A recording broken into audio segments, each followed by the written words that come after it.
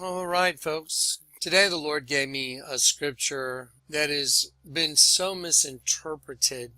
Again, this morning in my prayer time, I asked the Lord, what do you want to show me? He showed me 2 Thessalonians 2. Towards the end of this video, we're going to have a little breakdown of 2 Thessalonians 2. But before we do, I want you to watch this video. The director of the FBI, the man in charge of getting to the bottom of Russian collusion in the American election, fired. Is this a new Watergate? That Russian officials and even Vladimir Putin ordered a cyber campaign to help President Trump. But one thing that they've been struggling to find is the issue of collusion, whether there has been any so far between Russian officials and Trump officials, because there are a lot of leads and a lot of questions that they have yet to answer. And obviously, they have made clear publicly that the FBI is investigating potential collusion between President Trump's campaign during the 2016 presidential race and any sort of collusion with suspected Russian operatives, Anderson. The FBI did not want to pursue leaks. They thought the most important part of the story was the probe into Russian collusion, possible collusion with the Trump campaign. Ordering over the way that they've managed to screw up our political system, basically. I mean, this is all a direct result of the Russian interference in the election last year, which got Donald Trump elected, and which may not have resulted in 100% pro-Russian policies across the board, but which has certainly caused so much upheaval and consternation and chaos that, yes, the Russians are benefiting from it. So this is, I mean, and, you know, you put your finger on when you said this is surreal. I mean, the whole thing is, I mean, this is nuts. We've never had a president investigated for collusion with a hostile foreign power. We've never president fire the FBI director who was investigating him, and we've never had these bizarre scenes with the Russian president and the foreign minister laughing about it on that same day. I mean, this is off the charts crazy. Sensitive investigations such as this. That Russian officials and even Vladimir Putin ordered a cyber campaign to help President Trump. But one thing that they've been struggling to find is the issue of collusion, whether there has been any so far between Russian officials and Trump officials, because there are a lot of leads and a lot of questions that they have yet to answer. And obviously, they have made clear publicly that the FBI is investigating potential collusion between President Trump's campaign during the 2016 presidential race and any sort of collusion with suspected Russian operatives, Anderson. We need to push for the search for the truth. We need to push for a resolution for this, for the good of the country. We can't continue living with, you know, in this society where half the people, if not more, think this is an illegitimate president who got to power through collusion with the Russians. With Comey out, who will take over the FBI, leading the investigation into the Trump team's potential collusion with Russia? You mean impeachment proceedings? Well, here. You know, I've said all along that he would lead us to impeachment, and he's doing just that. Every day, more and more is unfolding. I told you that I thought there was a Kremlin clan, and these were his allies. I had a resolution back in February that said it should be investigated for collusion. Everything that I know that I've been able to find out, if we do the investigations, the information is there. We're fiddling while Rome is burning. This president needs to be impeached. I believe that. I believe there was collusion. We need to get on with the business of doing real investigations. As a matter of fact, the press has been better on helping to unveil what is going on with this president and his allies than the Congress of the United States of America. What happened with respect to Russia's interference in our elections, which we know they did that. All 17 intelligence agencies have confirmed that. And whether there was coordination, cooperation, collusion between the Russian government and the Trump campaign. And I don't believe at this point in time we can get to the answer to those questions unless we have a special prosecutor. And getting to the bottom of those questions is really important for two reasons. First, and most obviously, whether in fact the Trump campaign did coordinate with the Russian government. And there are obviously very significant implications associated with whether we determine they did or they didn't. Presidential election and possible collusion between President Trump's campaign team and Russia. There is no doubt that the Russians hacked our election in 2016. Collusion. Collusion between the Trump campaign and the Russian government. Collusion between the Trump campaign and Russia. Putin and the Kremlin and be in collusion with them. Here to investigate this possible collusion between the Trump team and Russia. And possible collusion by Trump associates in that criminal action that threatens our democracy. Of Russia election meddling and possible collusion between the Kremlin and Trump associates. Collusion with a foreign power. Between the Trump campaign and Russia. The question is not whether Donald Trump actively encouraged the Russians and WikiLeaks to attack our democracy. He did. That is an established fact. What do we make of all of this? Because as we've noted now for many, many years, and I think as Webster Tarpley coined the phrase, it's virtual flag terrorism. There's no real way to exactly know who's doing what to who. That's true. I think we can get caught up more on the who's doing it rather than what is being revealed. And that's the entire strategy with the DNC leak, is to go, oh, it's Russian hackers. So don't look at any of the actual material here. Don't look at the things that we're actually doing behind the scenes, because it's Russians. And that's the strategy they're trying. The point here is that it is 100% open and established that people like Soros and groups like the Open Society Foundation are pulling strings and are pushing levers and trying to get you to react with rage, trying to pit you against your neighbor, trying to make you hate, that person down the street, rather than looking at people like the Soroses of the world. The question is, how are you going to respond to that? Are you going to play into that? Are you going to get into the rage cycle of the damn refugees and, Black Lives Matter protesters and those are the enemies? No, the enemies are the ones who are making this happen at the top. Let's start here. Big lie, German, große Lüge, is a propaganda technique. The expression was coined by Adolf Hitler when he dictated his 1925 book, Mein Kampf, about the use of a lie. It is the use of a lie that is so colossal that no one would believe that someone could have the impudence to distort the truth so infamously. It's pretty clear you won't admit that the Russians have engaged in cyber attacks against the United States of America, that you encouraged espionage against our people. Große Lüge. All this was inspired by the principle, which is quite true within itself, that in the big lie there is always a certain force of credibility. Because the broad masses of a nation are always more easily corrupted in the deeper strata of their emotional nature than consciously or voluntarily. I'm going to repeat that. Because the broad masses of a nation are always more easily corrupted in the deeper strata of their emotional nature than consciously or voluntarily. Say that having a conversation with those people is not productive. Yes! Imagine. Would you please have a conversation with me? What? Not shouting, not interrupting each other. Please tell me why I should join your political movement. Legit question though, legit question. Yes, sir? Why did you come to a free speech rally if you had nothing to say? I wanted to listen. All right. I wanted to listen to all sides. Excuse me. You've interrupted me 5 times so far. I don't care. This is our place. These people. This is our space. Yours is on the other side of that goddamn fence. If you want to speak complacent and stand up for their right to speak freely, then you can go over there and stand with them. I'm standing right here. So you're gonna stand right here. This is our spot, which is hate fucking free. Last I was aware, this is the Boston Common. The Boston Common is a hate-free spot. Do you understand that? No, ma'am. Do you? No. This is a hate-free spot. We are all here for equality, not for your white supremacy Nazi shit. I'm not here for white supremacy. So why are you here? I'm here to talk. You're here. You should be here for equal rights. Why? Why? Have you ever been oppressed?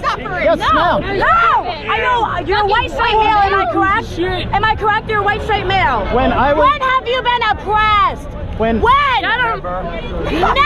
When I was growing up in middle and elementary school.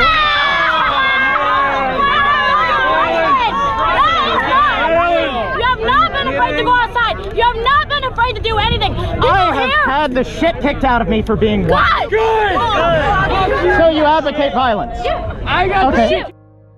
And thus, in the primitive simplicity of their minds, they more readily fall victims to the big lie than the small lie. Große Lüge.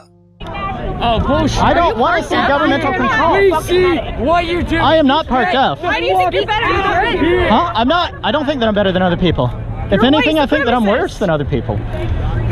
Fucking hell on, get your moped, get the fuck out. You just make zero sense, my dude. I don't understand. That's cool. I don't fucking I'm here to try to talk about my opinion. Y'all are here to shout at me. Why do you have an opinion? You shouldn't even have an opinion about this. Speech isn't an opinion. I don't have hate speech opinions. Treat people. What are you here for? Why are you here? I'm here to talk. About what? What do you want to say? About anything. I want to talk to y'all. About what? I want to see your view. Stop talking about how you were beat up as a kid. No one gives a shit. Say what you want to say. You're right here. There's cameras. Let's go. Pussy, you never got laid. We understand that. Get out of here. No one cares that you're pissed or minorities because of that. Nazi fuck. I'm not a Nazi. Are you sure? Yes. I'm not a Nazi. Just apologize for I that. strongly, in the most severe terms that I can. Supporting the Nazi fucking ideology. You just told me that this is a side for free speech. That's a side for Nazis. I'm on this side. It's not hate. What hateful thing have I said so far? What the fuck do you You're want? defending the alt-right side. No, the alt-right is a bunch of racist supremacists. What is your argument? I don't have an argument. I'm here to talk to y'all. I want to get your opinion. No, what the fuck do you want to say? Huh? I don't want to say anything. You were just...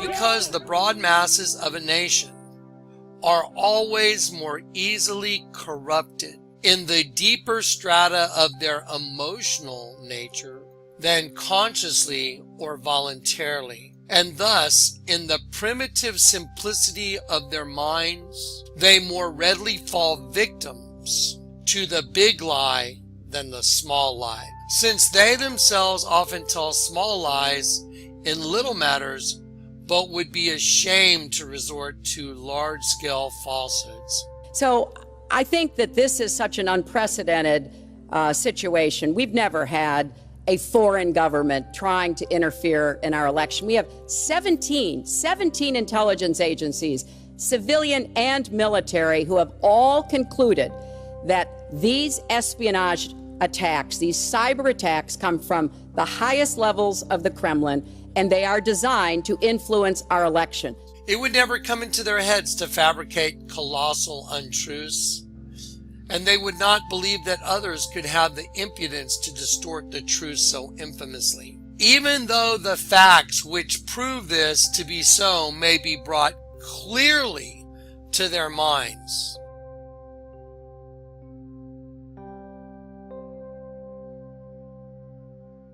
Do you think Russia's an issue?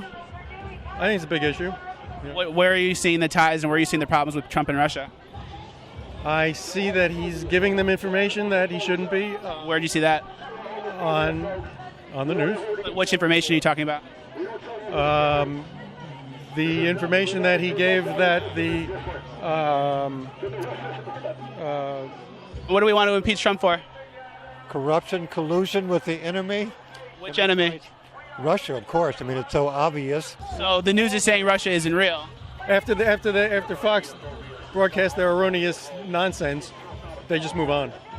But the story that they were pushing, the Russia story, they said it pretty much isn't non-existent. No, that's Fox's take on it. That's not the truth. Did you hear about the CNN stuff that came out, though? That was all about how Russia's a made-up story? And then did you hear about the 17 agencies was actually only 3? It was all from the Obama administration. They're not working for the government anymore?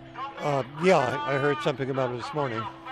But basically, Trump is a danger not only to the country, but to the world. It's an interesting turnabout that then now they try and claim, it's all just fake news. I think you know that's not true. What did you think of the videos that came out of CNN this week that show that Russia is basically like a rating story and they're kind of pushing that narrative?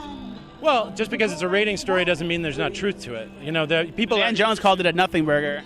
It's not a nothing burger. They will still doubt and waver and will continue to think that there are maybe some other explanation. For the last 9 months, all y'all have heard is Trump, Russia, and Russian collusion, and Trump and Russian collusion, Russian interference in the election, Trump and Russia, and Trump is a racist, and Russian interference. And all the while, nobody's looking at the real criminals: Obama, Hillary, Loretta Lynch, James Comey, Susan Rice, all these congressmen, liars, all of them.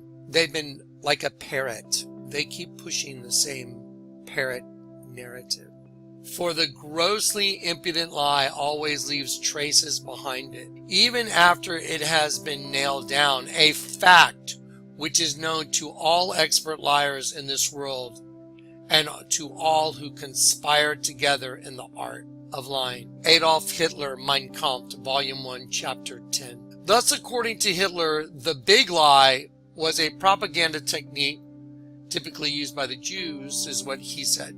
The principle is sometimes translated and abbreviated as the pithy saying, make the lie big, make it simple, keep saying it, and eventually they will believe it. His initial response was important too, because it gave fuel to hate groups. We condemn in the strongest possible terms this egregious display of hatred, bigotry, and violence on many sides. On many sides. Failing to specify which groups he was talking about and adding many sides to his condemnation actually sent a signal to the most vile of hate groups. Here's why words matter. This is how one of the most vile, racist, neo-Nazi leaders interpreted President Trump's comments. Here's what he said to his readers. Trump's comments were good. He didn't attack us. He just said the nation should come together. Nothing specific against us. When asked to condemn, he just walked out of the room. Really, really good. God bless him. Now, England is not the only one who is racist and speaking up for Trump. David Duke, the former head of the KKK, also spoke up, trying to align himself with Donald Trump again. We are determined to take our country back. We're going to fulfill the promises of Donald Trump. That's what we believed in. That's why we voted for Donald Trump, because he said he's going to take our country back.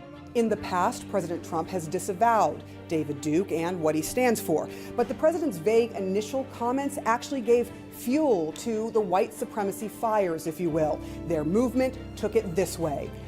Hail victory. And to everyone, know this, we are now at war and we are not going to back down. There will be more events soon. One issue with him, what do you hate about him the most? The fact that it's 2017 and we're having to protest against Nazis. I'm here standing up against racism and the Nazis. The way we dealt with them in World War II. Kill them. There's no other way. Racists go home! Racists go home! Racists go home! Captain America punches Nazis. Indiana Jones punches Nazis. My grandfather went and killed Nazis in Normandy, and he was a f***ing hero. So why is it any f***ing differently now that the Nazis are actually on our f***ing doorsteps? Racists go home! Racists go home! Listen, everyone is saying, oh yeah, you can't listen to CNN no more. You can't listen to the news anymore because it's all fake. Bull crap. It wasn't fake before, so why is it fake now? The Russia story has kind of died down on those sites.